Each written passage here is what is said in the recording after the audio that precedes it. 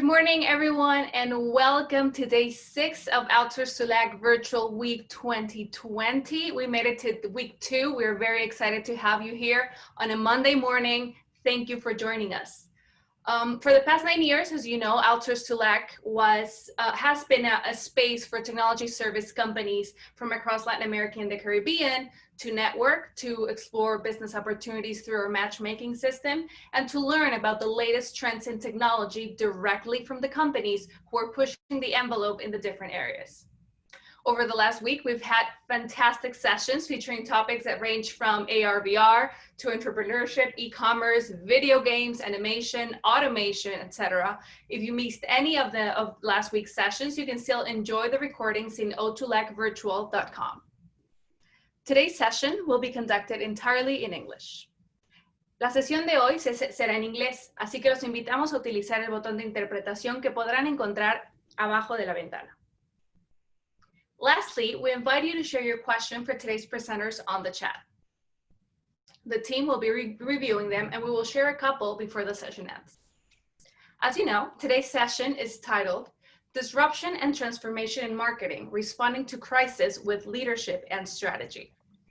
Today, we are joined by an outstanding panel. Allow me to begin by introducing our moderator, Sergio Roidberg, President and CEO of Newlink, and our panelists, Maren Lau, Regional Vice President, Latin America at Facebook, and Eduardo Campos, Solution Engineering and Innovation Vice President at Salesforce. Sergio will start us off with an intro to the topic. Sergio, welcome. You have the floor. Thank you, Itzel. Let me share the presentation with you. I'm honored to be moderating this panel. This is a fascinating topic to me. Before introducing our panelists, let me give you a little background of my point of view on the subject.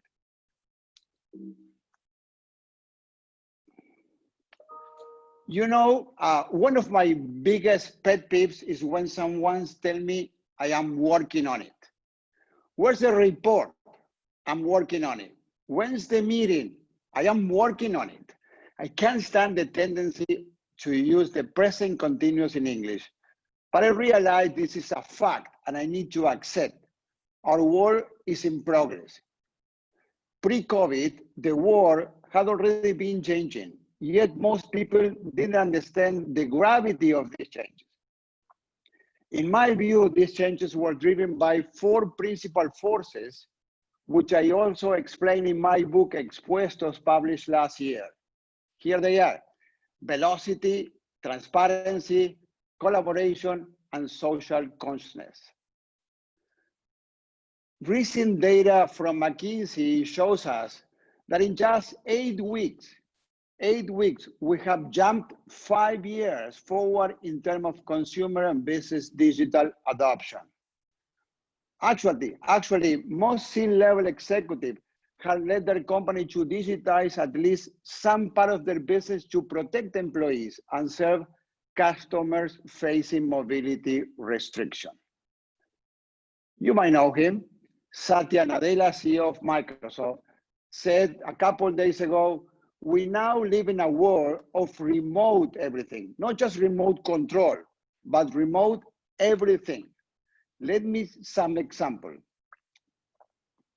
Banks has transitioned to remote sales and service team.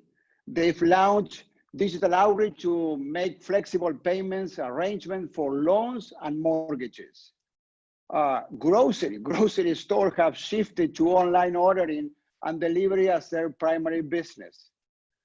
Schools, you know, digital classroom, many schools have turned to online learning and digital classroom.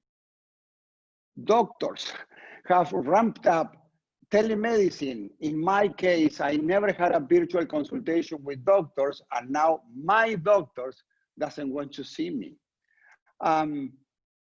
The widespread adoption of everything digital and remote work is now big enough to reconsider our current business models. In effect, I believe we are witnessing the birth of a new paradigm. And now 75% of people, 2 out of 3, using digital channels for the first time, say they will continue to use them when they return to normal. Who knows when return to normal? Depending on who you ask, you might get a different answer. If you ask Dr. Fauci, maybe next year, President Trump, maybe next week. But for sure, we will continue to use digital channels. We new drivers and new behaviors. Companies are digitizing super fast. In this environment, those who are first will have the best chance of success. And here is where I think the new marketing is key. Companies now need to reimagine customer journey and find new point of connections. I said connection, not communication. In my opinion, communication in the old traditional sense was already on its way out before the pandemic, and the current environment has expanded this trend. With actors scattered all around, remote and overwhelmed with information and content, brands can't communicate top-down anymore. The message gets lost in all the noise. Companies must now create meaningful connection with the stakeholders based on commonality, not just based on a message. The new reality demands us to go deeper and dig out in a shared purpose. Shared purpose, in my view, is the cornerstone of the new wave of connecting people. But of course, as the economy comes back, demand recovery will be unpredictable and uneven. Strategy will need to adapt and change as we move forward. And this is something we will discuss over the next hour with 2 very esteemed executives. I have the honor of presenting from Salesforce. We have a VP of Solution Engineer and Innovation, Eduardo Campos. From Facebook, we have Regional Vice President of Latin America, Maren Lau. Maren and Eduardo, thank you. Hello. For being here. Buenos días. Hello. Buenos días. Let me. Morning, Sergio. Good morning, Maureen. Good morning, everybody. Good morning. Happy to be here. I see you now. How are you? See us? Yeah, we see you. Perfect. Eduardo, let me start with you. All right. For entrepreneurs and business leaders, what is starting to change amid the pandemic? And also, what should definitely be transformed in terms of digitalization, marketing, and customer outreach, with or without the pandemic? All right. I think what changed, right? First of all, I think we're experiencing a faster transformation pace. We saw a lot of companies that were caught by surprise by the pandemic, and suddenly they saw themselves having to speed up their transformation processes, which means they have to implement from night to day new e-commerce services, new ways of touching with the customers, in the same way you mentioned about the doctor, in the same way you mentioned about people using digital for the first time. That happened also for customers. A lot of people that didn't have a lot of experience with technology, suddenly they saw themselves having to buy, to go to a physician, engage with their relatives, all through digital.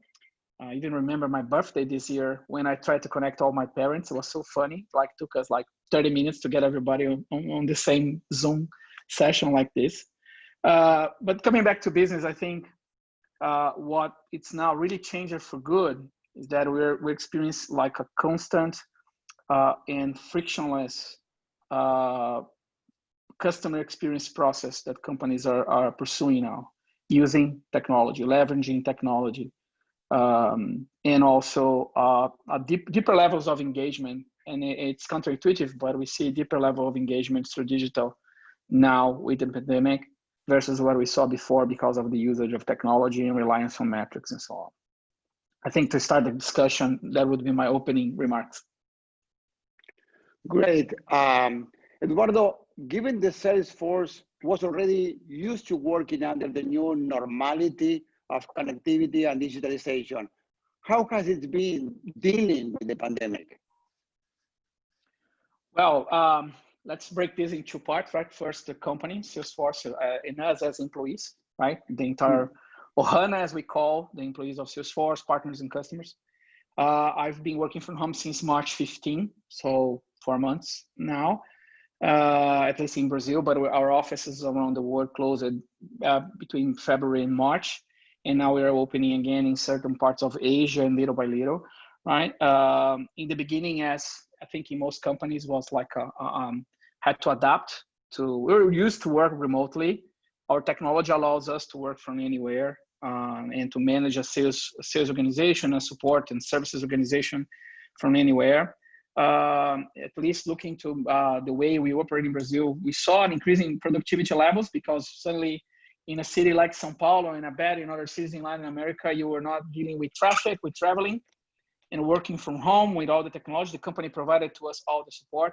So as a matter of fact, we saw our productivity levels increase with the pandemic, despite all the ambiguity and uncertainty of that beginning. And we're able to perform our job well. So now looking outside, looking to customers, our focus on these 4 months was completely and relentlessly provide total support to our customers, to our Ohana, to our partners, to our employees, in a way that we're open to our customers that faced a lot of difficulties to like keep payments, to keep selling, to keep working. So our primary focus was to make sure we're listening to their concerns, to listening to their realities, and providing all the support possible. Meanwhile, we were also continuing with our processes, our selling processes in the region. And they're being, I think, successful despite all the challenges we faced. Thank you, Eduardo. What would you say are the next best steps for adapted companies to take in order to build strong communication and marketing strategies? I think that has been, as I said, a faster pace of transformation. For this, let me share a couple of slides that might help us. Please do so. Let me see if you see my screen here. You see my screen? Yeah. Right. Okay. And put here on the full screen. Do you see my screen now? Full screen. So perfect. When I see at regional level and what we see as before during the pandemic, what we are calling now, a lot of people call different names, our new normal, post-pandemic. I myself believe we're in the middle of a transition, right? Starting to opening, markets starting to opening, companies starting to move from the pandemic mode to okay, what's going to happen now? How are we going to planning? What's going to be Black Friday? What's going to be Christmas? What's going to be next year, right? So when we look to Salesforce and the way we approached this, we broke this in 3 stages. Like the first stage where we focused and we saw was how we could help stabilize your company, right? Then I think where we are now, how we can help companies reopen the workspace. There are a lot of constraints and a lot of challenges when you're talking about reopen the offices and engaging to all the challenges to welcome employees back to the workplace in a safer way. So we have technology for that, that helps customers to organize their workforce for scheduling the return, to make sure people are safe, they can save, they're able to work or not, right? In a nutshell. And finally, we see a lot of customers now looking to the third stage, which we're calling grow your business. How you can take your projects, your transformation projects that were put on hold somehow during the pandemic and pretty much continue with them or start new ones, because the entire pandemic fueled a lot of innovation. And then the second slide I would like to show you, it's now focused on marketing, right? The topic of our discussion. We do a yearly survey with marketeers around the globe. And in Latin America, we surveyed two countries like Brazil and Mexico, right? To try to grasp what is the name of this survey, it's called the State of Marketing. I have the PDF here just to share with the audience. This can be downloaded on our website. It gives a complete view of digital market trends. And what I like about this survey is that we're doing this for the 6th time. So it's very consistent and provide interesting insights when we compare different editions, right? It's our way to give voice to marketeers and show their concerns. So when we talk about the transformation, what's happening now, it's pretty much this. We are moving, I need to zoom here to be better for you to see. So if you see these slides for Brazil, right? We know that marketeers have these priorities about innovating, about engaging customers in the real time, as I mentioned. But you also see the number of channels, it's increasing, right? In the past, we saw in 1911 data sources used by marketeers to understand customer behavior and to engage. And now we're seeing a trend of 23 channels or data sources to understand, map, and provide a frictionless experience to customers. And this is consistent across the region. We see the same trend in Mexico. Also, we see new technologies emerging. But overall, most marketeers, I think now than ever, more than ever, are engaging into helping and customers to succeed, and at the same time being a partnership with sales and service teams in their organizations, right? So as a nutshell, I think these are the key trends that we see in the region, right? More channels, faster pace of transformation, and frictionless customer experiences provided by the marketing organizations. Thank you, Eduardo. I see your bike. How do you train pandemic time? Oh, this is interesting. This is another interesting effect of the pandemic. We train using like trainers, right? And then that was already existed for a long time. And there are this virtual apps that you can connect your bike to it using any device, your iPad, your computer, your Apple TV. And pretty much you log in to this, the app I use, it's called Zwift. And basically it's a subscription model, and you train in a virtual world, and the software provides information to your bike and actually increases the resistance. It simulates a climb, a descent. It's pretty interesting. At any time of the day after the pandemic, you can go online and find something around like 10,000 people riding bikes. So there's been competitions, training rides with friends. It's really a blast, I think, all considered, right? Being able to train safely at home. It's been okay for cyclists at least, and even safer. It's not as fun as riding outside, of course, but it's a way to keep up with the cycling. Thank you, Eduardo. Thank you for sharing with us.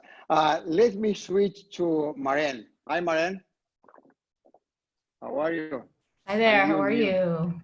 I'm doing great, thank you. Where are you at, in Brazil? Today I'm in Sao Paulo. Well, actually for the past 4 months, I've been in Sao Paulo. Really? Oh, really? Wow.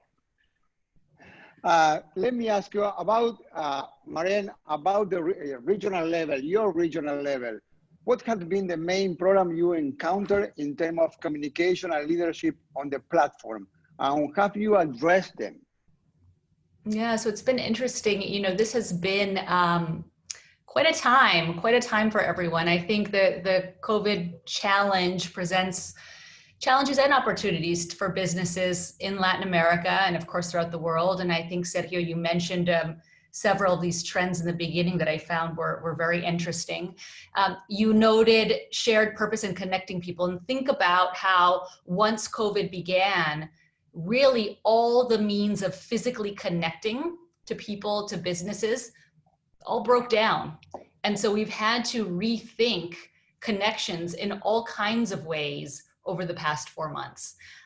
And so to make sense of this, at Facebook, we came up with a framework. Everyone has a framework to make sense of volatility.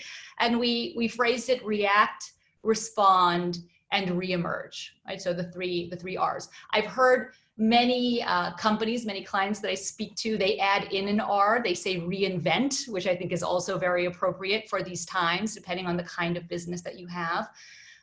So React, Respond, Reemerge, and even Reinvent are really consistent with our mission as a company at Facebook, which is to empower individuals and businesses to connect, again, as you said, Sergio, to connect the world. And when you can't connect physically, again, you need to rethink connections and how to create and deploy these. So what did we do? You know, at the beginning, the React phase was more internal looking, and it was about our people. So everything from mandatory work from home, obviously getting everyone home, considering paid leave and how to take care of caregivers, parents who are suddenly tackling working from home and homeschooling, like myself with 2 young kids. That was a tough one to have to face.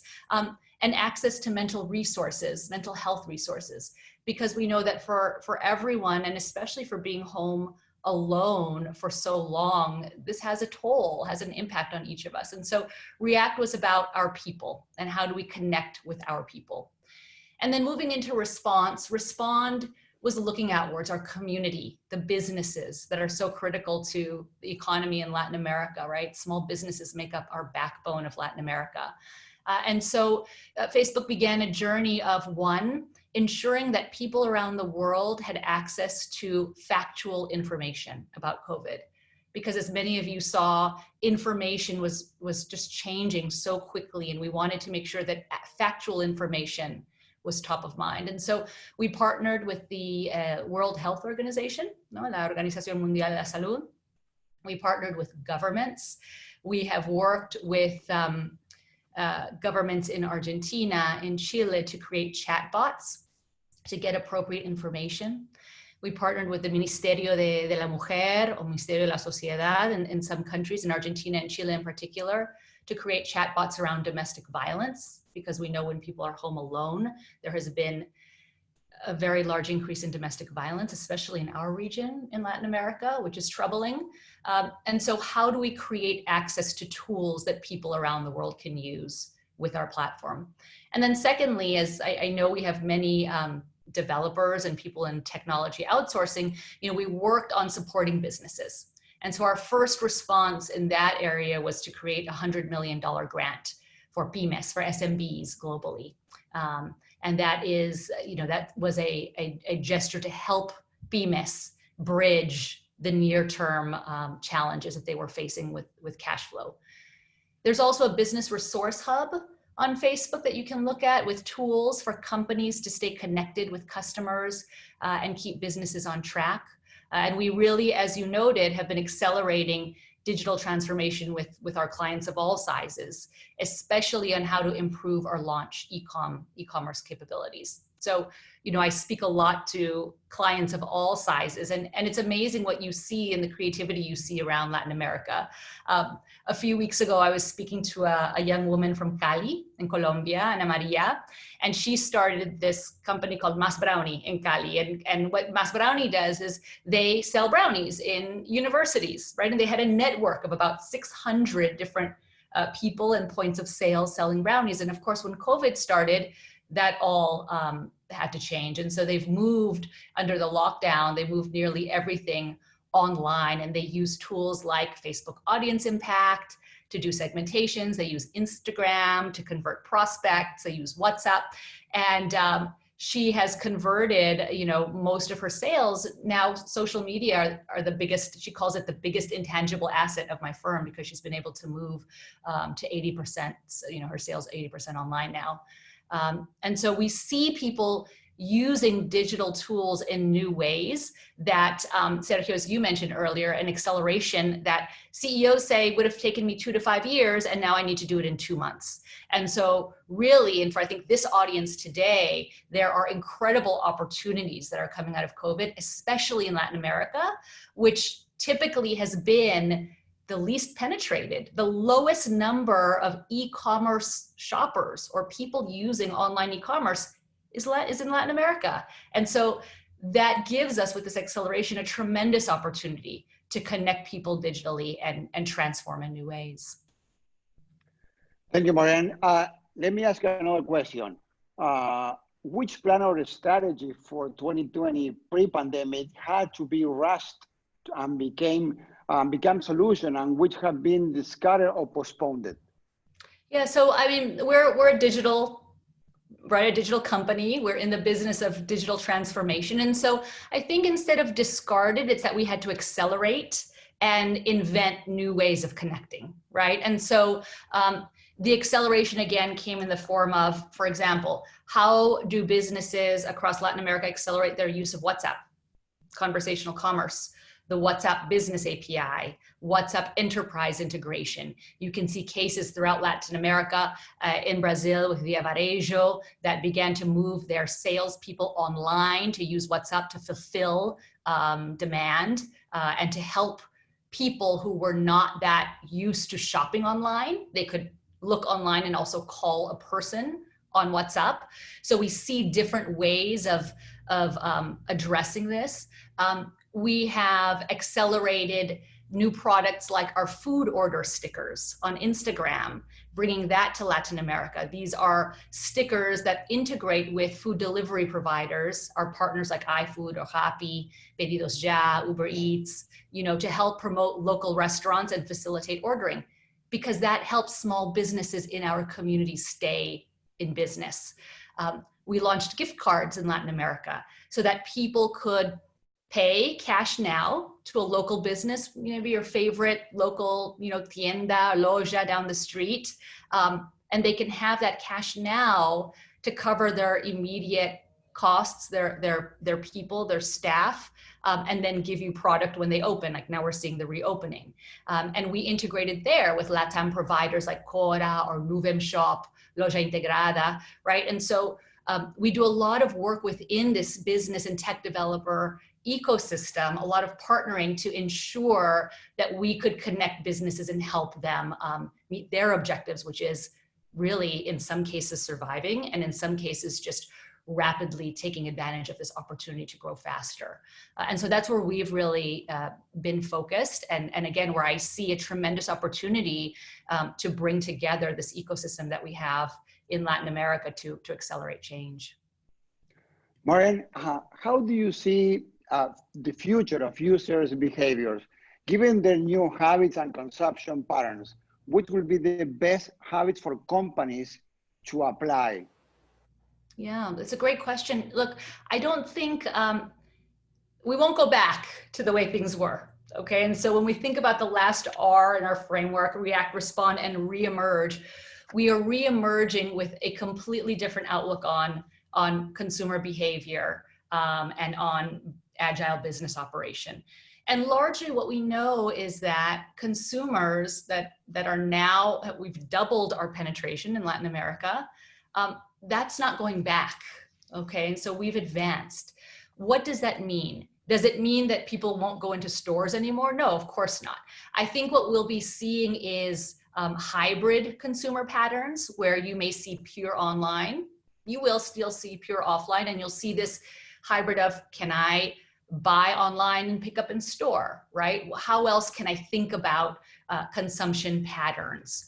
And I think that is where we need to consider how we help businesses in Latin America address this, because that means everything from new ways of thinking about CRM, maybe companies that didn't think about CRM in e-commerce before, or companies that now need to think of new ways of managing inventory and fulfillment based on their points of sale, right? How can we help them, not just Facebook, but tech developers and this B2B ecosystem, how can we help businesses rethink and redevelop this customer journey with these new touch points? And what I think is interesting is that, we do that with everything from communities, groups online, with tools for them that's organic, it's not paid, it's just how do you manage a group like El Panadero in Argentina that brings together bakers on how to make bread from not just Argentina or Latin America, but now all over the world, to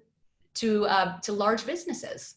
And so what I would say is to this audience in particular, as you think through these opportunities, think about this larger ecosystem. Facebook has the Facebook Marketing Program, Partner Program, right? Which is a group of partners that work with clients and agencies to create these new solutions. Sales, bots, connecting with customers, CRM, Pixel, etc. We have Facebook Developer Circles, which is how do developers and apps and platforms connect? These are communities of innovators where developers can receive free tools to build new skills. And in Latin America, we have 21 of these circles. We have almost 50,000 members, and it's growing significantly, especially during this time. So how can we in this ecosystem think about connecting with one another to help drive business and bring, make sure our economy continues to accelerate in the next year? Thank you, Maureen. Amazing, amazing panelists today. I think I invite you, the audience, the virtual audience, to prepare the questions. It's an amazing opportunity for everybody. Let me switch to Eduardo. Eduardo, at your level, at regional level, when Latin America is still facing basic challenges, such as the lack of infrastructure for connectivity, how can we speed up the adoption of cloud service for business and other public agents? That's an interesting question. I think infrastructure-wise, I think we have made tremendous progress in the past few years. I don't think that is a blocker anymore. I think some of the blockers include new laws for privacy, for data residency, that are not blockers at all, but things that you need to understand each country's reality and understand how to better address each country's policy for privacy and data residency. But overall, we haven't seen infrastructure as a main blocker. When you see to public adoption, and then enter the questions about privacy, where the data residency is, but we got to remember that today world is completely flat, right? This scenario of we need to have the data in a specific country. I think we're pretty much beyond that from a technology point of view, because if you're going to have the data in a specific country, you need to have backup in another one in a way that you can safeguard the information. I think the heart of the matter is, what are the processes that you have around the service you are providing to make sure in case of an auditing or a judicial process, you are able to track down the information and who managed that information, how that information is being managed, and how it's being protected. For Salesforce, our main value is trust. We manage the data of thousands and thousands of customers. We don't have access to that data. We have in place very, very strong security protocols, including protocols for public sector, right? That have been the safeguard, and every Salesforce employee lives for that value of trust, of making sure the customer data is entirely secure. So overall, I think we're moving tremendously fast in the region in adoption of cloud. Our growth worldwide and also in the region is proof of that. And I see that the barriers are being removed super fast, and the pandemic for sure accelerated that. As Maureen said, we're not going to go back to the previous scenario, right? We're moving forward super fast now, and cloud is an enabler of that transformation. We don't have to think about how many servers I need to have, or what kind of software I need to have. I just think about my business, my customer, considering the area that we are in, right? You have different software services that you can buy in the cloud. Looking to Salesforce, we're really good at putting the customer in the center and surrounding the customer with services that help the company manage, from a marketing perspective, services and sales perspective, all the customer experience, and enabling that super fast for a small business company up to an enterprise. And the pandemic has for sure accelerated that. Thank you, Eduardo. Maureen, what advice do you have for companies to adapt their marketing and advertising strategies of the current environment? Yeah, great question. Look, I think, when I speak to clients, and I speak to clients every week from across Latin America, Miami, South, essentially, many of them want to know about how to accelerate e-commerce. E-commerce has many different aspects to it, right? And e-commerce can mean different levels of infrastructure for different levels of companies. And so my advice there is to consider what what you want your customer journey to be, where your points of inventory and management are, and then look at how then communication even can help you achieve that in a light way if needed. I often point clients to the Facebook Small Business Resource Hub, which is at facebook.com/business, because there, depending on the kind of company that you are, there are a number of resources, including free trainings for companies. This is in Spanish and in Portuguese and in English, of course, where you can learn about, according to your business objectives, how to get online, or how to utilize different kinds of tools, or think about how to best meet your marketing objectives. And so providing that kind of those resources, I think, are most critical at this point. We really want to get free information out to people so that they can best apply it according to their situation, because we see so many variances in Latin America. Thank you, Maren. Eduardo, how is Salesforce technology being deployed to support the global response to COVID-19? In particular, what resources are available for Latin American, Caribbean small business, and what impact have you seen so far? Okay, I think when the pandemic started, Salesforce quickly released services that are available to companies to help aid the responses for COVID-19. Let me show here, just to be very super practical on this. Let me share my screen just for a second. So if you go to salesforce.com, we have created a whole section on COVID-19 with all the solutions we offer. We start offering solutions for healthcare in the beginning of the COVID-19 offering. Part of our solutions, we have a solution called Health Cloud, where we can help hospitals to track down patients before getting to signing into a hospital and after. One of the challenges was after the person left the hospital, how he can keep track with the treatment, with the symptoms remotely. And then we move it now to solutions around how we can help companies reopen the workspace. It's called work.com, so very easy to remember, which has a set of solutions that go from helping employees to retrain using our platform for e-learning, helping companies to scheduling works to go back to the workplace. So it has several solutions that encompasses some of our solutions that we sell separately, or in this case together here, of helping customers tracking down if employees are ready to go back to work, organizing the best scheduling for them, understand if people, for example, if you have someone in a specific branch or office suddenly gets infected with COVID-19, the person can report using their cell phone, and immediately a lot of processes can start to make sure the work is closed and employees checked and can be reopened safely, and that employee taken care separately. So it's a variety of solutions that we're offering in this area now, and I think this being also a journey for us, right? We're also providing here trackers for understanding, getting public information and making it available to customers, and also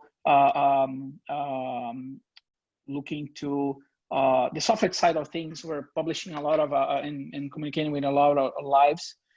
We have this series called Be Well Together, where our executives and guests go and talk about topics like resilience, meditation, how you can live this social distance in a positive way. So we're trying to help in all potential directions here, including business and also on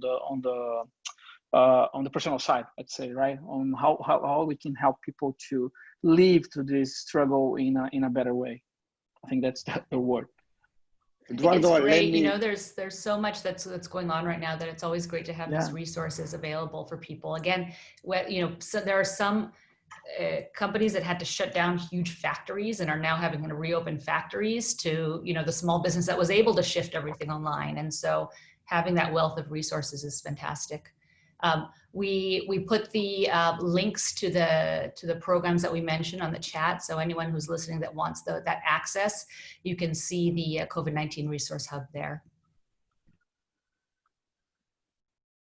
Great. In our case, just go to salesforce.com. You can access everything from there. I think one topic interesting also helps small business companies is about enabling. So we have our platform. It's called Trailhead. I'm putting the link here. Trailhead.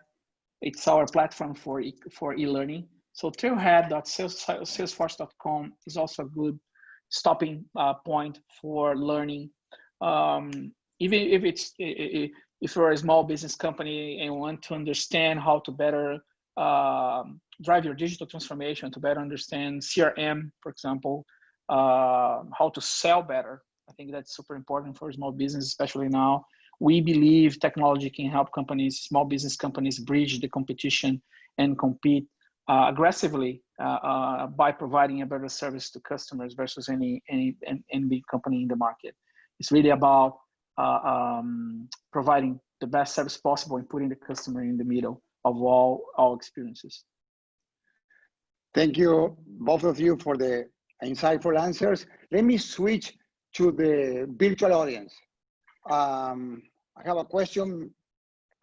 The first one is, in which of those tools small, mid-sized enterprises should prioritize investment to accelerate their digital marketing strategy, and artificial intelligence, data analytics, marketing automation, content personalization, video content marketing, social media and influencer, other? Who can take the answer? Mariel? Wow. Can you say it again, the list? Was like it's a long list there. Everything there. Everything. Yeah, everything there. Data I mean, analytics, look, marketing automation.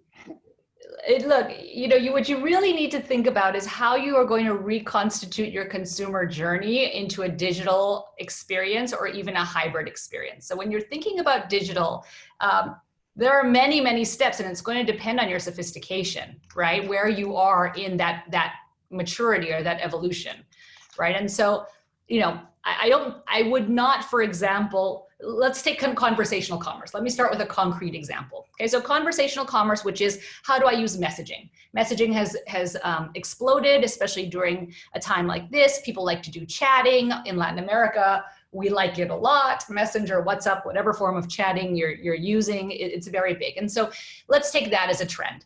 In conversational commerce, I tend to think that in life in general, you need to walk before you can run, okay? And so I think one use case is going to be, how do I start to use organically conversational commerce? How am I linking it to my site? How am I thinking about who I'm chatting with and how I am chatting? What is the tone of my business when I'm chatting? Is it, I've seen some Via Varejo be a lot more chatty and personable. Some are more factual, right? When you're chatting with customers. Are you just posting information? How relevant are you being? And so that's kind of the basic foundation. As you get more sophisticated with conversational commerce, we're now seeing companies want to integrate CRM backend solutions, right? Or do API integrations, right? Or do inventory management with API integrations through a WhatsApp, et cetera. And that's where we have a whole ecosystem of what we call WhatsApp business services providers, who are tech companies in the ecosystem. Maybe some of you on the call, belong to that ecosystem that can integrate and work with large companies to do that. So again, it depends on where you are in that evolution. I think you need to start using the more basic tools and then ideally work your way up through that journey. And I don't know if you have anything else to add on that in particular. Yeah. But all of those are going to be necessary tools at some point if you're a sophisticated marketer. I agree with what was said. Trying to add here, I would break this in four critical steps.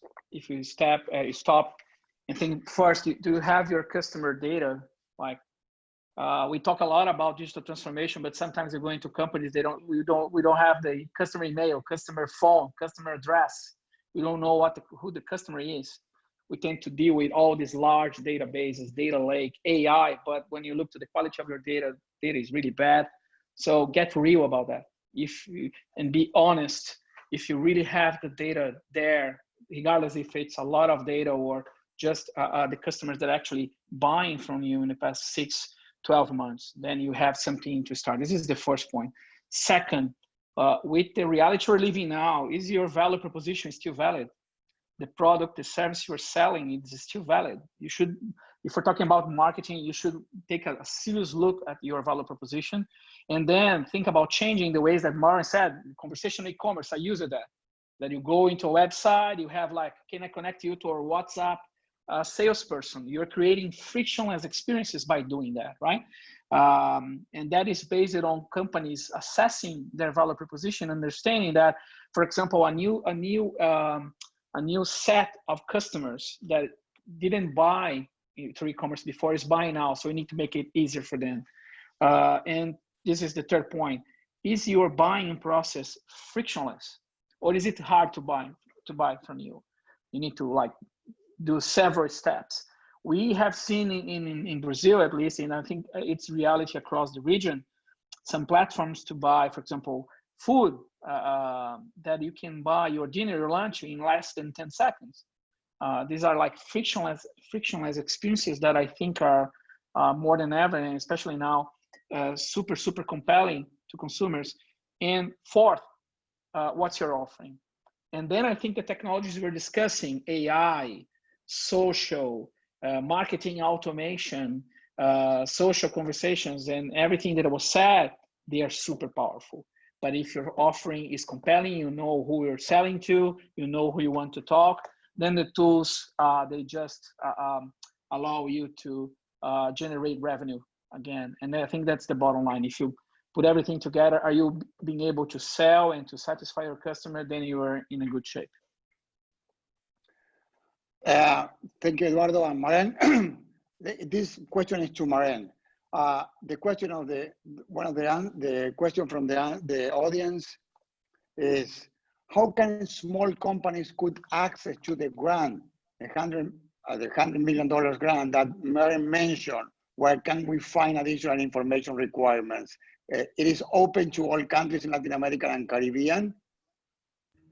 Great. So it's a great question. So that grant in particular, the 100 million that I mentioned, is a global one. It is not, obviously with 100 million, we can't cover every single country in the world, unfortunately. And so with that grant, what we've chosen to focus on is countries where Facebook has an office, because we believe in our employees connecting to their own communities. So the grant is available for now in Latin America and countries where we have an office, and that is posted here on the chat.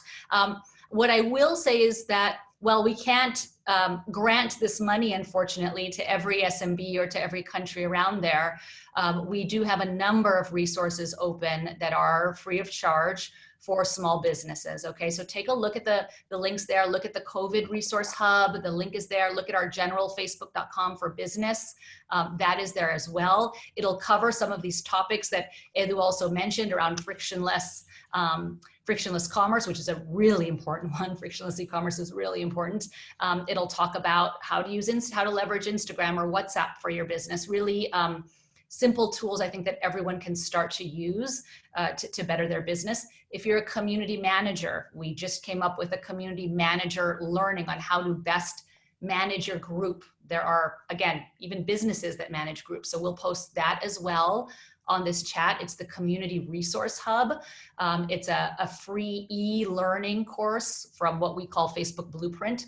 So we'll make sure that is there as well. And the idea is that while some of our resources have to be geo-constrained for, I think, obvious reasons, we are trying to get as much resourcing out to everyone globally as possible. Maren, let me keep you busy. This is for you, Maren. Sure. Access to reliable information about COVID-19 is critical to fighting the pandemic. What roles does Facebook plan in combating missing information or increasing the reach or critical information in our countries in Latin America. Yeah, The great. COVID-19 Latin America News Relief Fund Grant Program has surely played a role. What has been the impact so far or that initiative? Wow, that's great. Someone knows that this is these are good initiatives. Okay, so let's take a step back. So COVID, look, we have 3 focus areas as a company to COVID-19, and some were addressed in this question and comment. One is helping people stay connected, okay, and that's making sure that our services have been stable and reliable, these new products to help people come together. Like I mentioned, we launched messenger rooms now in the middle of the pandemic where people can come together in rooms in real time. That's available now in Latin America. And then, we talked a bit about resources, and then this one focuses on our information and public health response. Okay, and so that has been one of our focuses since we began back in February, March, ensuring that people have access to accurate health information, one, limiting the spread of misinformation, and helping governments and health authorities to get better aggregate data in very safe and privacy safe ways. So what does that mean? Well, we have worked with health authorities, right? So the World Health Association. We've worked from countries from Mexico down to Argentina. We've worked at a state or city level in Sao Paulo, Buenos Aires, Ciudad de Mexico, to help them connect and inform citizens, largely through chatbots. Through WhatsApp chatbots.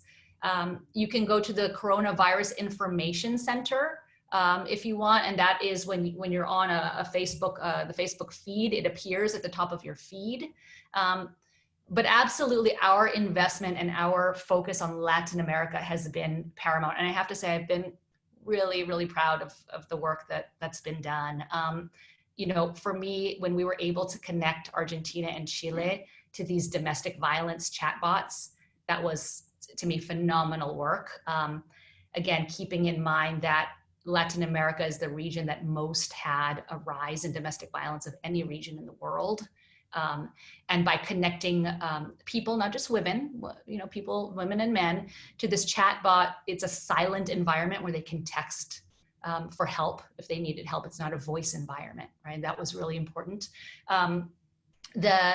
The work, again, with many of the governments and the Ministerios de Salud across Latin America to make sure that accurate information was being pushed out has been very important.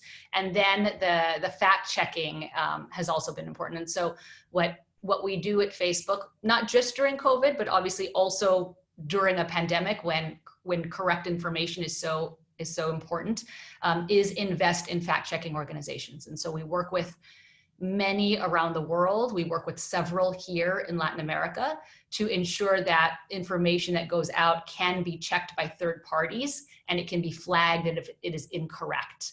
And we can flag it and or remove it from our platform to ensure just the safety of citizens and the access to reliable information online. So thank you for that question. Eduardo, in what ways your company and your partner organization working to foster collaboration and improve business communications during this challenging time?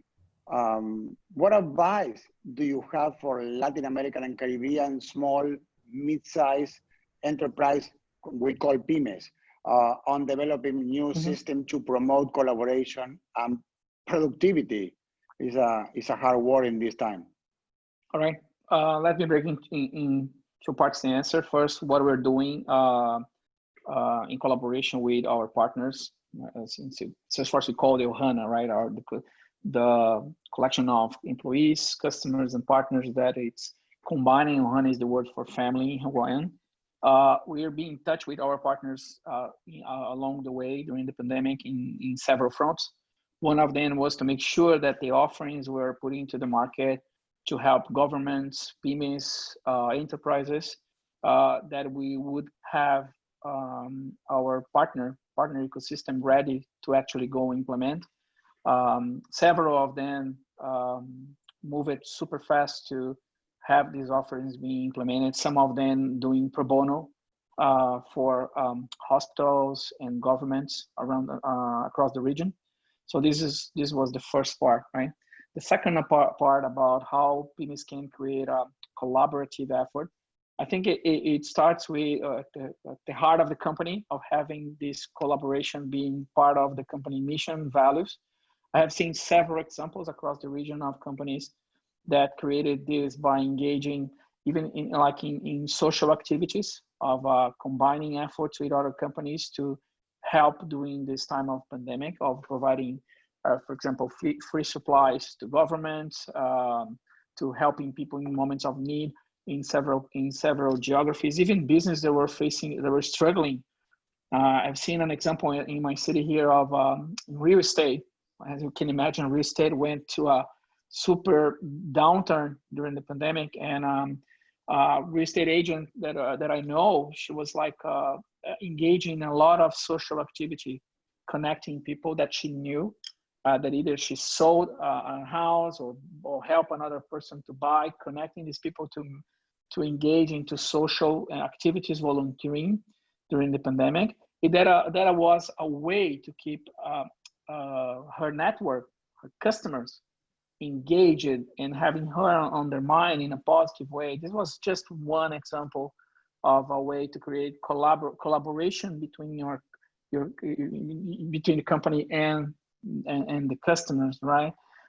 For Salesforce, the recommendation we give to customers about how to be reminded by your customers is to make sure you are present, you are asking, you are listening, and to make sure that, especially in B2B, that customers are not making a decision without talking to you, without understanding with you how, if you have an offer, if you can help somehow during this time. I think that's the second part of the answer on the collaboration side. Thank you, Eduardo. Let me ask you the last question to Maren.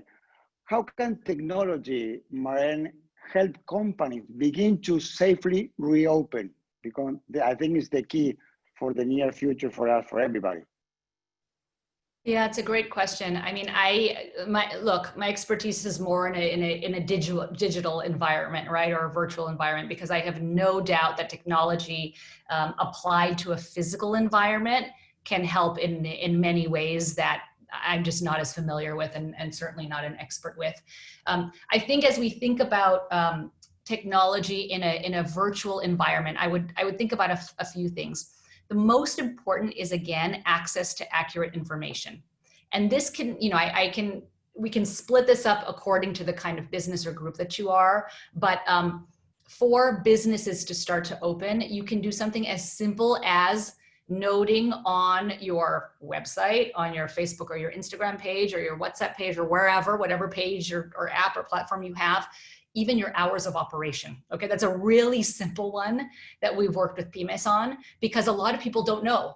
They don't know what's open, what your hours of operation are. If they can't physically go to you, right? Because sometimes it's hard to leave the house. How else can they access you? Do you have, what are your purchasing possibilities? So if you're not set up for e-commerce yet, can I call you? How do I call you? And then can I pick it up on the curb so I don't have to go into your store, right? So again, access to information and all the different ways that customers can interact with you is, to me, in this phase that we are right now in Latin America, where many countries are just starting to open up, right? Some are still not, but many are. That's where I would focus first as a PYME. If you are in, if you're not a B2C company and you're a B2B company, which I think many people on the line are, if you're a B2B company, then it's about access to your services, because right now, as I mentioned earlier, digital transformation is top of mind for any business, no matter the size. So if you're a B2B company, getting out there to make your services known, the time is now, right? Because it's when companies are thinking about how they prepare to open in a week, in a month, in 3 months.